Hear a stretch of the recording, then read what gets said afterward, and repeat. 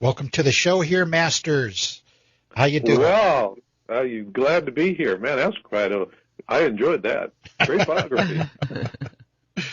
Well, Marshall, I've been hearing Planet X in the news lately here that NASA has confirmed Planet X, and also there's a second solar wind that has been detected. Yep. Now, I was wondering if you can go into a little bit of detail, about some of these latest Planet X developments. Well, there was a situation where the people who were monitoring the site that presents the magnetosphere of the planet and found for 2 hours that the magnetosphere had collapsed. And when they came out and talked about this, they said, well, it was a software glitch, and that's the reason why it failed. That was the official story. They said they would come out with more. Of course, they never do. Mm-hmm. There were sites that were saying, well, we're seeing other monitoring sites with other kinds of information that are showing a corroboration for a momentary collapse. There's a YouTuber by the name of Dutch Sense who caught the government in an absolute patent filthy lie. They were talking about a massive methane release off the West Coast, carbon and methane release, and they said, well, it was just a satellite error or a software glitch or something. And what happened was the very same kind of phenomena is being monitored by the Europeans. And what they showed, in fact, was what the NASA site had shown and what Dutch Sense had caught them just red-handed in lies and cover-up. All right, can you stop right there for 1 second and refresh our memory as to what exactly they found? Well, there was a massive release of methane, carbon, as I believe it was methane, off of the west coast of the United States. It was huge. And what do they attribute that to, do you feel? Well, there are a lot of people that feel that this is an ongoing problem, that right now, we have that natural gas field that went bonkers down in the Los Angeles area. Right. It's been releasing a lot of methane, but that this is part of a larger trend. Down in there, they just said it was an equipment failure. There's always equipment failures like it reminds me of that great scene from the movie Casablanca after Rick shoots the German Nazi colonel, and the French policeman says, round up all the usual suspects. The colonel is dead. Always takes me back to that and gives me a good chuckle, and it's always, the usual suspects. Right. But there are a lot of releases. Right now, one of the things that we're tracking, there's a tremendous amount of old carbon stored up in the earth, thousands of years old, tens of thousands of years old, up in Alberta, where that huge fire is not only just leveling an area the size of a small state, but we're having massive methane or carbon releases there. We're having in Russia large methane releases, so we not only we're dumping it up in the atmosphere on our own between, fossil fuels and cow farts. I'm not joking, cow farts really, that puts a lot of methane up there. And we're finding Mother Nature is jumping in, and so there's this whole process of carbon and methane releasing these greenhouse gases, and at the same time that the planet's ability, our biosphere's ability to manage this is being severely hurt. We have acidification of the oceans that is hitting the base of the food chain. The Amazon is being devastated so that they can ranch, do ranching for cattle and grow palm oil so that we can go get cheap burgers at McDonald's. So at one hand, we're really polluting, which is tipping off releases of greenhouse gases naturally, and then we're exacerbating the problem by the parts of the biosphere that could scrub this out are being severely damaged by natural man-made activities. But all of this is still the principal cause and this is what I call the inconvenient omission. Okay. And the inconvenient omission is that it's all still principally solar. And we came to that conclusion actually back in 1999. Really? But at that time we were still raving. Well, they're choking the planet and creating a desertification of planet Earth. I wouldn't call that all solar. I agree with you. And, interestingly enough, the Inuit who live up in the Arctic Circle have been telling us for a long time, many, many years, almost as many years as I can remember being in this, and I've been in it since 99, that the sun is not setting and rising in the same place, and the stars are not in the same place in the sky. They've actually had members of their tribe get lost because they can't navigate anymore and die. It's also causing a great deal of problem in terms of, the ice pack up there and their ability to hunt. So this has really impacted them, and they have been telling us for quite some time this is the case. And lo and behold, what finally happens? We not only have the wandering magnetic North Pole, all right, do you think that there's been a pole change on the planet? Yeah. Well, no, that has actually been stated. The pole, the physical pole, all right, we have a physical pole and a magnetic pole. The magnetic pole that's what your compass is following. And that has been definitely changing in a very extreme way, just, because at airports they're having to paint new numbers on the runway, because runway numbers are based on magnetic north. The physical north is based on the axis of the planet on which we spin, and that has turned as well.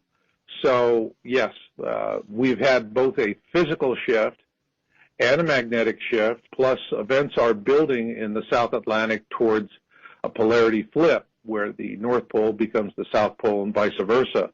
We have very profound things that are happening. When you mention a pole shift, can I stop you there for a moment? Sure. Do scientists agree that a pole shift has been going on in the past, that pole shifts have taken place? They agree that these things have happened in the past. That's, usually what will happen is it's what I call the Star Wars logic. A long, long time ago in a galaxy far, far away, In other words, not on our watch, don't worry about it. And so that's how these things are typically explained.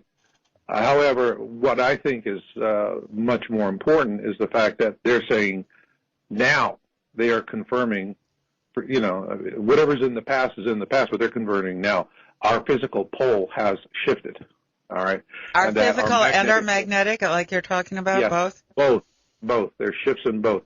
We just released on our site, yowusa.com, and what you want to do is follow our signs articles. We just put up Planet X Signs number 8, and we do a tremendous amount of research on these things, because what we're really all about is it's really hard to do something constructive with one-trick ponies and one-offs, all right? What we look for are trends, things that we're seeing happening over a significant period of time and in different areas and being reported in other media outlets, and credible media outlets. We're not talking about folks that talk to the Zetas. We're talking about people that are running local operations, and they're reporting the news locally. Conversely, what we're also seeing is that there's a new kind of suppression happening. We've seen this suppression for a long time with the United States government, and they obfuscate data all the time. They just want to keep us in la land. This is par for the course on everything. Even the that's just par for the course on everything.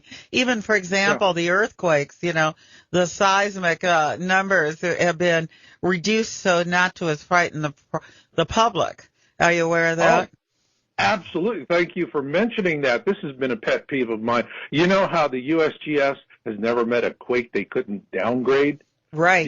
Every one of them. And I knew what they were doing quite some time. I knew how it was going to play out, because a 5.1 or 5.2 or 5.0, something like that, would all of a sudden be a 4 something. Right. And the low fives were becoming high fours. Always this pattern: low fives, high fours. A low 6 becomes a high 5. They always push it down a few decimal points. People let it go. But then now they're saying, and this is just a huge lie. And they're saying, well, major earthquakes are decreasing. Well, of course they're decreasing because they cook the books. That's right. Okay? What we do is we look at earthquakes, and I get the letters from people, and they go, you're blah, blah, blah, blah, blah. They give me all the lectures of 5.0 and above, and I go back and I say, recalibrate for 4.0 and above and get back to me. They never Exactly. did. Yeah. Okay.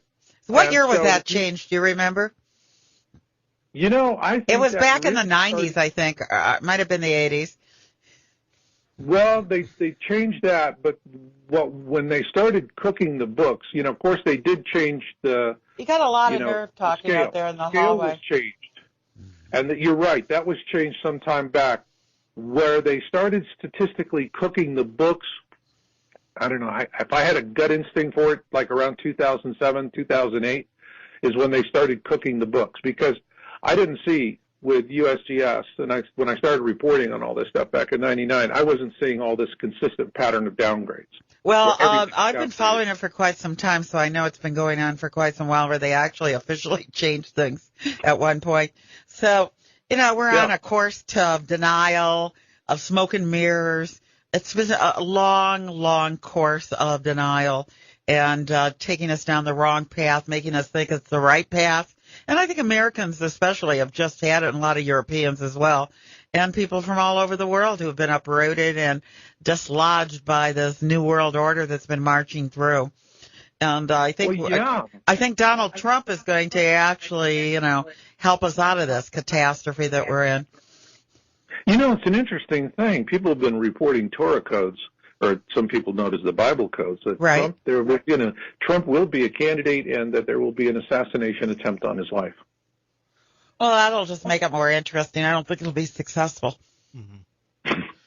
Now, Marshall, it doesn't say whether it doesn't say if it'll be successful or not, but I just had two different sources, two different Torah code researchers have come back with the same thing. Oh, well, there's such a thing as called divine, intervention and divine protection that I have personally experienced in my own life. And I feel a kinship with Donald Trump and what he stands for is all I can say. And I think there's divine protection surrounding him as well. All right. Sure don't want to see him get assassinated. No, we all want to see him march on. Now, Marshall, getting back to this release of, these greenhouse gases, I think it was back in February when we had this massive release of carbon monoxide. And over the past few months here, I've been tracking it. There's this website that features a world globe, and they show you different hotspots on this globe where you see a massive release of carbon monoxide. So evidently they got some satellite up there that can detect these gas releases, and then they update it on this world globe. And it seems like the hotspots, one is the LA area, another one is around Tulsa, Oklahoma, that area, and another hot spot is on the East Coast near New York. And then around the world here, a hot spot, another one is right around Beijing, it seems like, Beijing, China. And, where we're seeing this massive release of carbon monoxide. Right. Which could definitely indicate that there's plate movement at going on. Well, that actually is what is of keen interest right now, is that particularly with regard to the East Coast, and that they're saying, and this is just part of the natural process, all right, where you have chunks of the plates that are going down into the magma. But the question is has that natural process changed? And of course they have the assurances this is a long, prodigious process, and but we're not seeing these long, this natural variability argument. It's not working anymore. We know the magnetosphere is diminishing, and interestingly enough, where it is most heavily impacted is over South America. Yeah. And they have a tremendous amount of earthquakes going on in a lot of the Pacific Islands and down in Australia. They do. And, what really upsets me is what we started seeing is that news sources we've been going to get information have become part of the cover-up. A good example is one that's called the Natural Resources Defense Council, NRDC. And they had a page that was about minimizing the harm and risks of nuclear energy for years. I know I've used it for years. I've referred a lot of people to it over the years because they had a map that was updated on a continuing basis. They showed all of the nuclear reactors in the United States, their names, at whether they were, operating hotter than what they were originally designed for, what their prevailing winds were, what the danger zones were. Now, the key word is were and was, because now, obviously, it's gone. It's gone, and what they did was, you can see that NRDC, they drank the Kool-Aid, somebody got to them, and they have completely abandoned their mission of integrity. They put up this, come give us money page, and they replaced real information with come give us money and a very nice picture of a nuclear plant. They're right next door to the Cure for Cancer page. Yeah, yeah, and so we're seeing this, but what's interesting is we're starting to see mainstream media in countries outside of the U.S. are starting to become part of this general trend. What we're also finding, because we do, when we do our Signs Update article, we rely a lot on archival data from reliable sites to go and look at previous patterns so we can see if something new is happening. And what we're finding is archive data is starting to disappear everywhere. Yes. And the purpose of I've noticed that on the internet too. A rapid they're just wiping out the internet as fast as they can. Yes, it's they are sponging it clean, and so that people who are now coming into awareness. I mean, look, folks like you and me. All right, it's not going to. We've been on the planet a while, but these newcomers, the 20-year-olds, the 30-year-olds, they're searching for the truth. And if it's nowhere to be found, what do you do then? That's right, and it's the old, well, if you can't find it, it's not happening logic, and that's what they're throwing at them. So just go back to the mall and go shopping. Right. And this is insidious. This is just pure evil. What it is it's the elimination of the printed word, and so then you can just wipe clean the internet of anything you don't want anybody to know about. It's like living in the dark ages, really.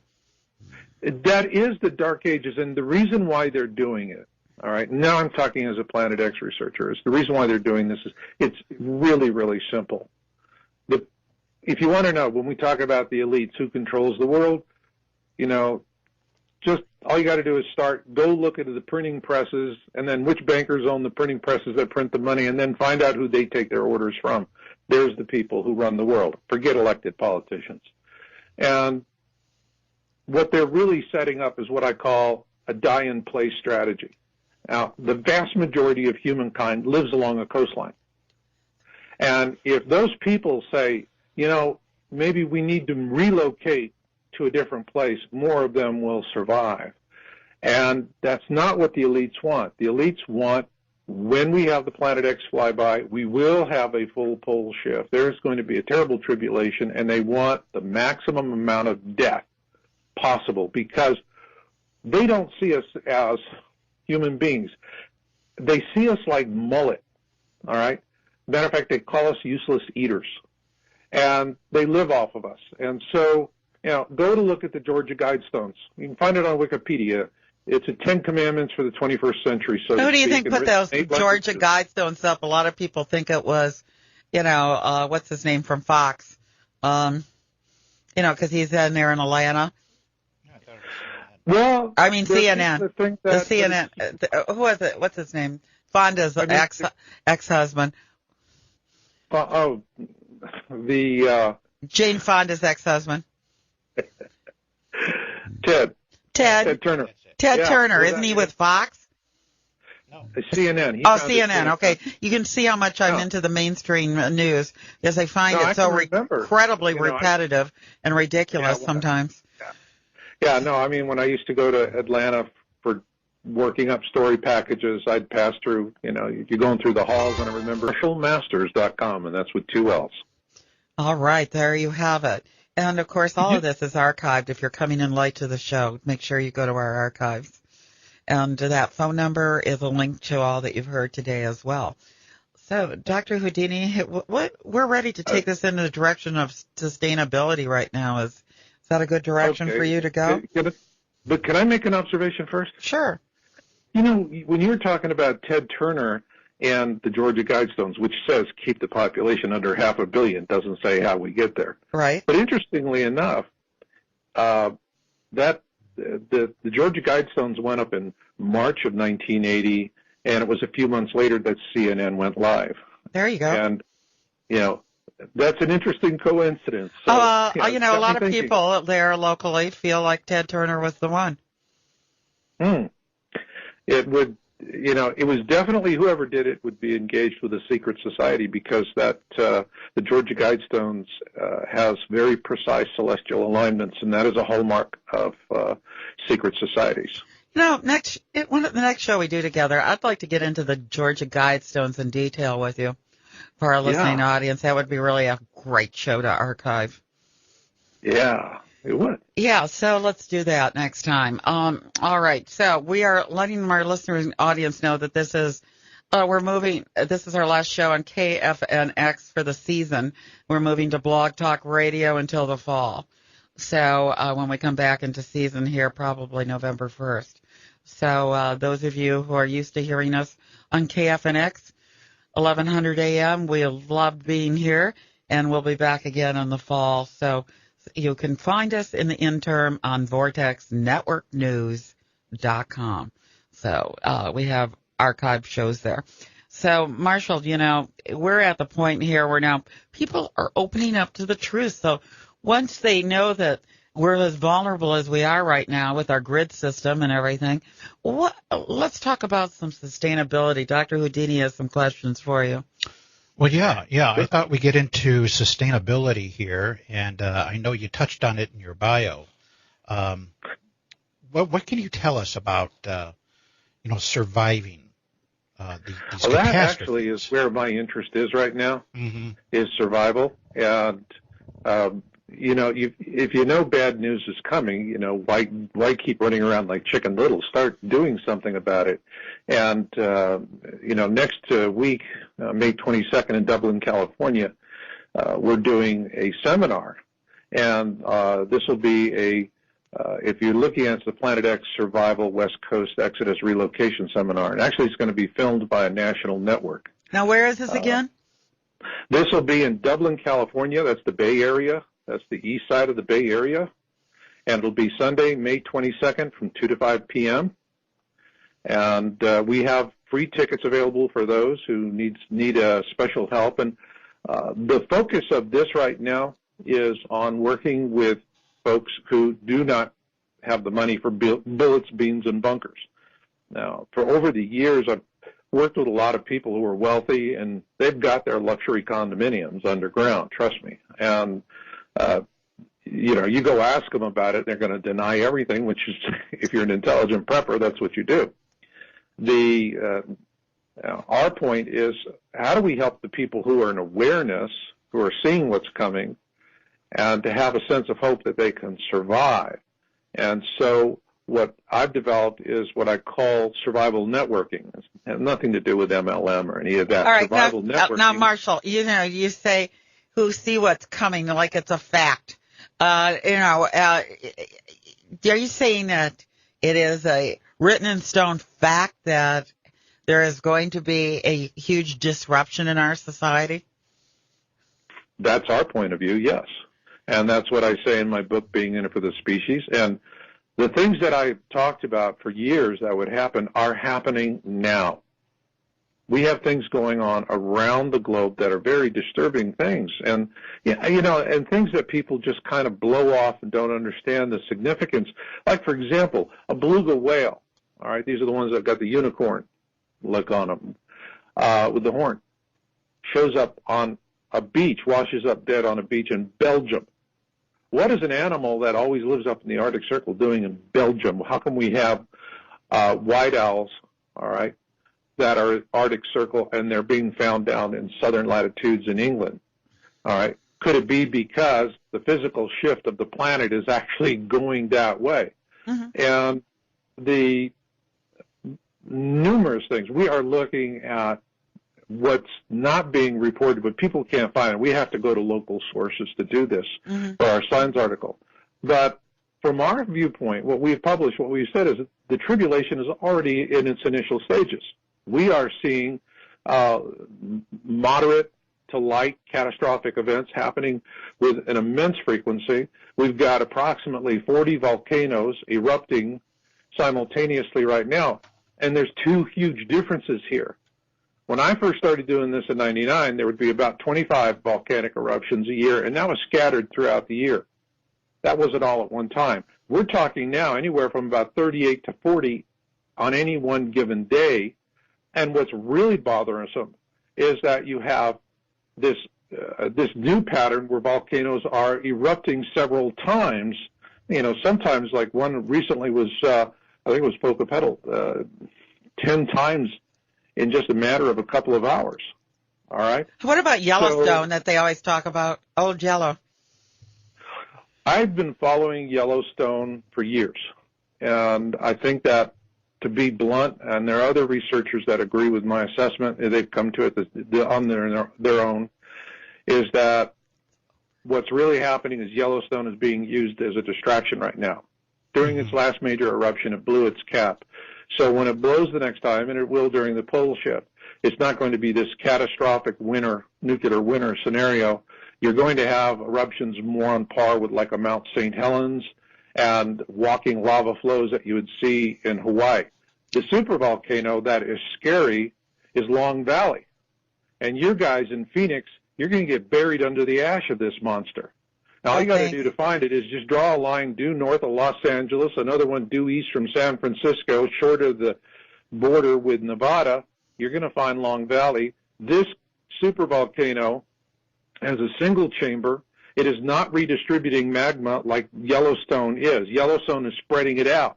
This one is not spreading it out. It's blowing up like a balloon. It's got a huge limestone cap.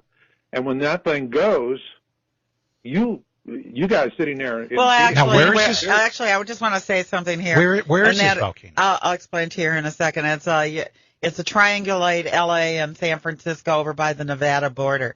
So now the thing that I want to point out is that Phoenix gets most of its weather, my dear, from the southwest, not from the northwest, the southwest. So we get the Baja Peninsula type weather coming right through here. That's why it's so hot. Okay? Well, I grew up in Phoenix. Well, okay. So, it hasn't changed, I understand where the weather comes from. Right. But, when it goes, you're still going to have this ashfall from Long Valley is going to spread out as far as West Texas. Now Marshall? Right. Yeah, if I can step in here. Several years ago, I became friends with a psychic. And the psychic wrote me a letter. This was back in the late 1980s. She wrote this letter in 88, and it was given to me back in 1993. And it said one of the last things in this letter is that she mentioned, in terms of natural disasters, she mentioned that the Seven Sisters are going to blow. It's going to erupt. Now, the Seven Sisters, I believe, are located up there in the Washington area. This is a volcano chain. Yes. And she said, look for this sign, okay, that these Seven Sisters, it's definitely going to blow. And she mentioned nothing about Yellowstone. Yellowstone is like this red herring that they keep throwing at us. But it's not Yellowstone. It's the Seven Sisters on the northwest coast. That's right. And Cascadia. Yes. Cascadia is the largest tsunami generator on the globe. When that thing goes, it's going to be absolutely horrendous. Yes. Right now, I just finished, and so you have the San Andrea, and this thing, according to the LA Times, is locked and loaded to move, I think, something like 26 feet. And I can tell you that I recently spoke with an architectural engineer who has an office there in Los Angeles. He's got a cash cow business. He's just inundated with projects because what's not been reported is Los Angeles County has advised commercial building owners that if they don't get up to code, they go to prison. Hard time. Okay? They are really sweating it down there. So the liability is over the top. Huh? The liability is over the top. Yes. Yes. I mean, things are really starting to build up and to get serious. They're waiting for some major event. You know, San Andreas goes. Then you're looking at the whole West Coast is going to unzip. And so with Yellowstone, all right, yes, I mean, I agree with you guys. It's a red herring. There are other things that are absolutely much worse to be worried about. I sure wouldn't want to be on the New Madrid, okay? That thing is going to go. The San Andreas and the New Madrid, they're going to go, and when those guys all right, go, now tell people who do not know where the New Madrid is, you know, because Americans haven't had a very good education. Well, the New Madrid is in the center of the country, essentially, and if you're along the Mississippi, and I guess basically it's a good way to just think of the New Madrid is along the Mississippi area, but it's over there in the, if you're looking up from Louisiana, you look at different maps that people have produced, and Louisiana is part of a major bay area. Okay, it's gone.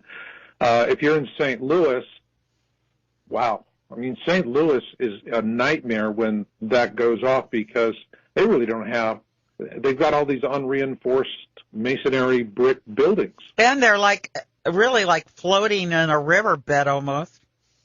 Yeah, yeah. So if you're in the New Madrid area, flooding. Flooding, I mean, golly gee. You don't want to be there. Well, there's 15 nuclear reactors there, too. And they're all dated, and they want to build a bunch more.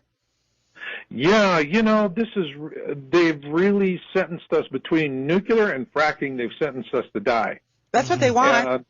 This is planetary. This is how to end it for 85% of us, like they want to do. Oh, it's more than that. It's complete destruction. Well, they'll be down in Paraguay, over at the Bushes Resort. Yeah, you go out and find where the elites are parking their tuchus, and they don't eat GMO, and they sure don't live near where there's fracking or nuclear. Right. And because they understand how they've set us up. You know, the thing about Fukushima that was the big lie was they said the plant blew because it lost power. No, that was a huge lie.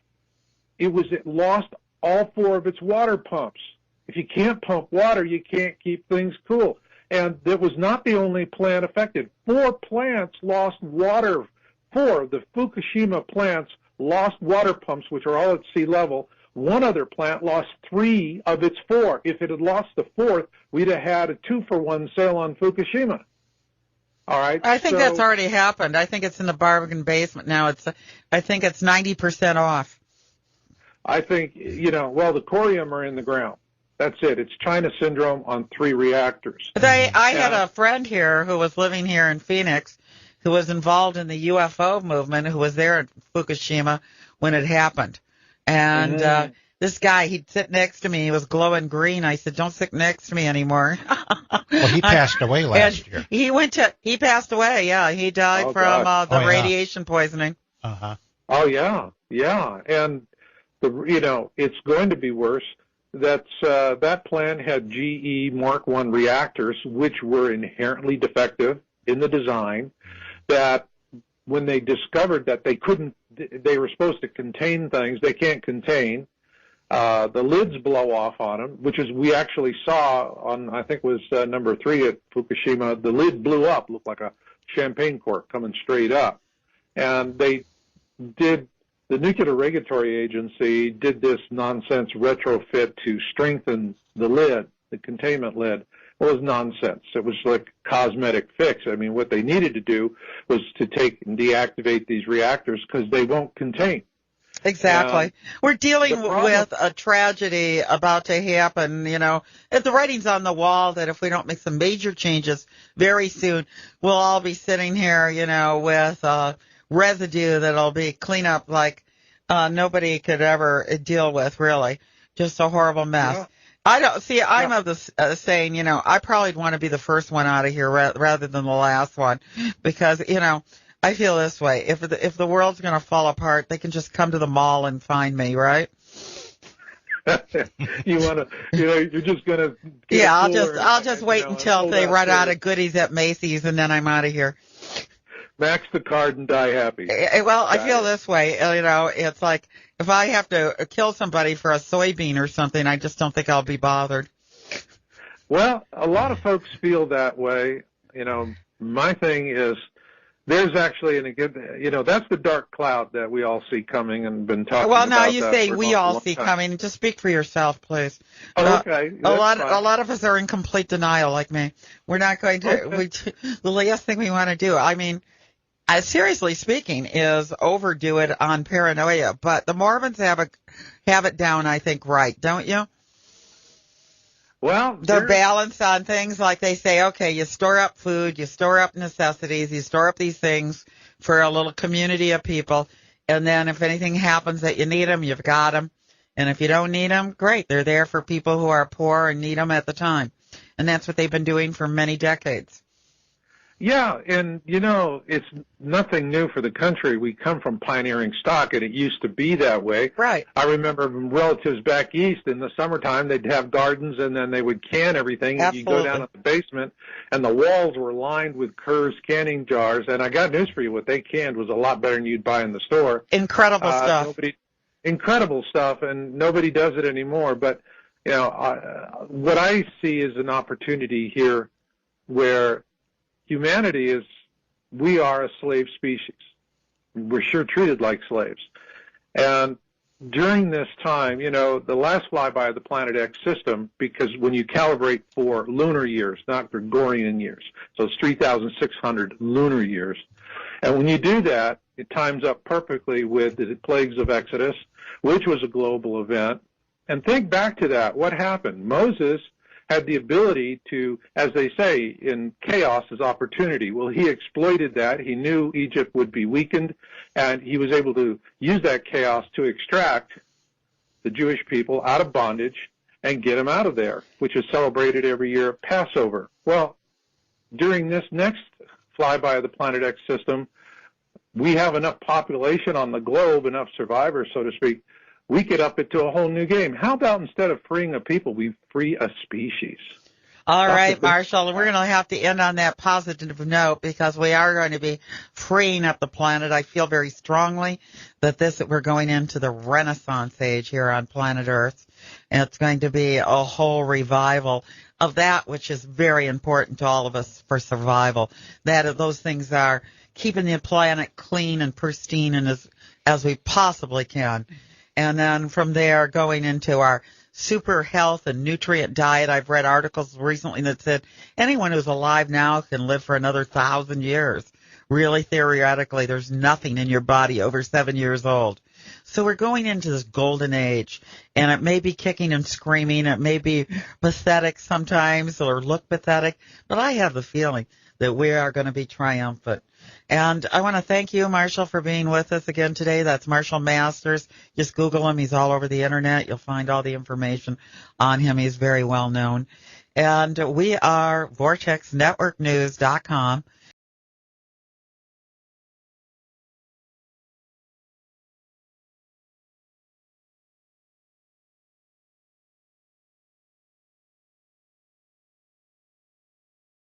Welcome to the show here, Masters.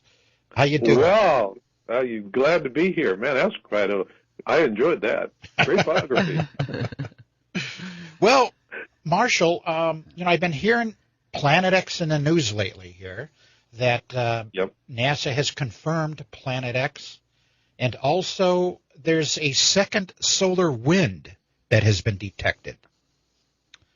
Yep. Now, I was wondering if you can go into a little bit of detail, about some of these latest Planet X developments. Well, there was a situation where the people were monitoring this site that presents the magnetosphere of the planet, and found for 2 hours that the magnetosphere had collapsed. And when they came out and talked about this, they said, well, it was a software glitch, and that's the reason why it failed. That was the official story. They said they would come out with more. Of course, they never do. Mm-hmm. There were sites that were saying, well, we're seeing other monitoring sites with other kinds of information that are showing a corroboration for a momentary collapse. There's a YouTuber by the name of Dutch Sense who caught the government in an absolute patent filthy lie. They were talking about a massive methane release off the West Coast, carbon and methane release, and they said, well, it was just a satellite error or a software glitch or something. And what happened was the very same kind of phenomena is being monitored by the Europeans.